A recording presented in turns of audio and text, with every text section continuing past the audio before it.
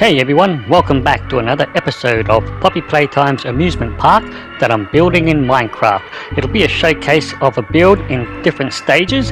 This is part 2 and there will be mini tutorials on how to build some of the structures as well, so please enjoy. Hey, thanks for sticking with me guys, and if you're new to the channel, don't forget to like and subscribe, hit that bell to stay updated. Well, I'm going to send Huggy Wuggy after you.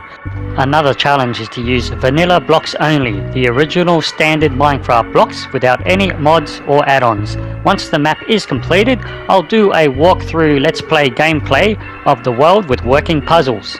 Now there will be chapters in the video's progress bar, otherwise if you're on a small device there'll also be the chapter links in the video's description on certain stages of the video if you do plan on building this theme park that I'm making with Poppy Playtime and Huggy Wuggy. Okay, now there'll also be a link in the video description of how to build that Huggy Wuggy statue. That was a separate video. In part 1 I showed you how to build these winner and prizes gaming stands, and now, well, what's an amusement park without a Huggy Wuggy Happy Meal or a mummy long leg Slushy? In part 1 of the series I showed you how to use structure blocks, that way you can copy and paste these structures and rotate them and mirror them all over the place so you don't have to keep rebuilding them again block by block. I'm pretty sure my video is a world first in building the Poppy Playtime Amusement Park, so let's get started. As stated in part 1, I'm not going to show you every single thing on how to build. It's not hard to build a footpath road with those random coloured checkered patterns on it, although I do recommend using these colours. They seem to be the colours of Poppy Playtime. And that's another reason why I showed you how to use structure blocks in part 1, so that way you can copy and paste your buildings and stands in any place you like and have your own layout of the park. Otherwise, if you want to try and build it the same layout as mine, I'll try and show as much as the park as possible. Alright, on with the tutorial. Now we're building the food vendor stand, which is 10 by 10 and 5 blocks high, or 6 blocks if you want to include the slab roof which is on top of it on another layer. Now like I said before, there'll be intermittent commentary throughout the tutorial and timestamps in the chapters of the video progress bar or the video description. And if you're on a small device, you may need to click on a little pull down arrow to expand the video description. Hang on a minute, someone isn't subscribed to the channel. Well, I'm gonna have to send Huggy Wuggy after them.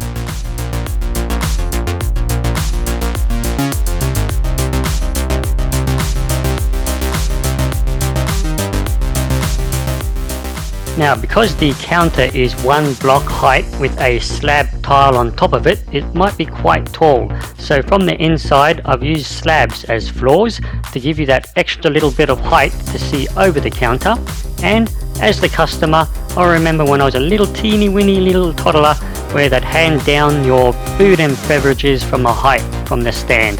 Or maybe I was just a short little kid in a big well.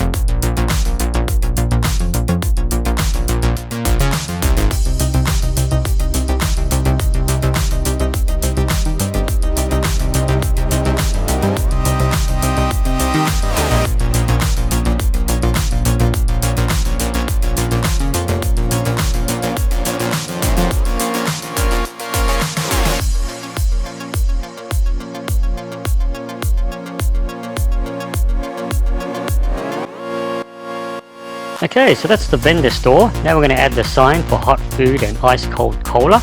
In a moment I'll show you a quick tutorial on how to do lettering with banners.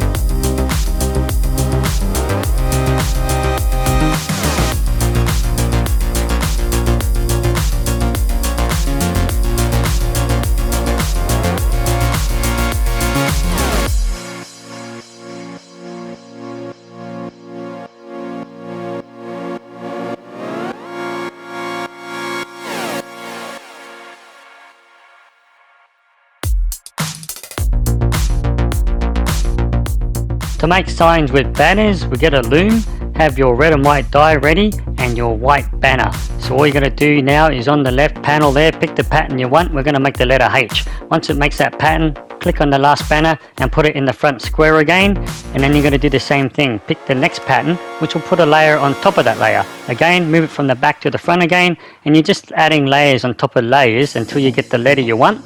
And then the last stage is all you're going to do is change the red die to the white die and pick the first box, and that'll put a white border around it, and that's your lettering. Same concept with the rest of the letters.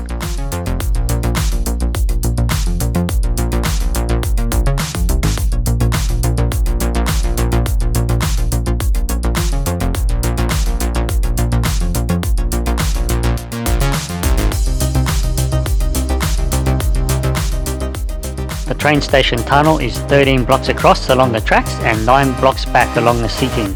I'll show you more on how to build the train tracks and bridges.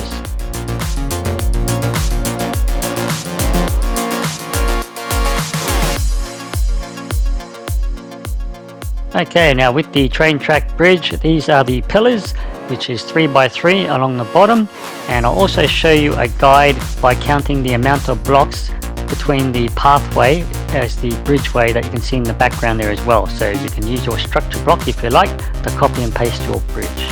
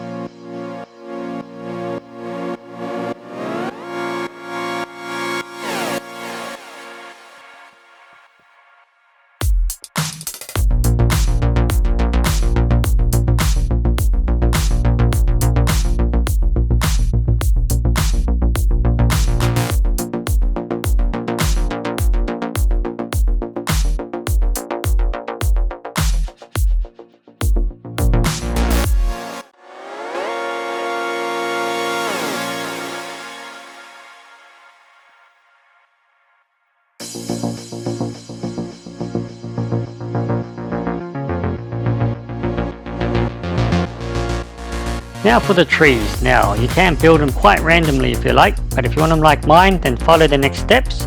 I'm using the brick fencing here, and I'm going to use the moss blocks because you can only hang the glowing hanging vines, the glowing berries, on moss blocks. You can't put them on tree leaves. And I've also used the copper rods at the bottom because if you don't have anything there, the vines are just going to keep growing. So if you want them at different lengths, then you'll need to put some copper rods there to stop them from growing. With the leaves, I usually just use the same pattern and build on top of that pattern, expanding it, and they can be random as well. You may have seen these trees in one of my older videos where I build the security breach Montgomery Gator Golf. These are the same swamp trees that I used with all the fairy lighting on it, represented by the glowberry hanging vines.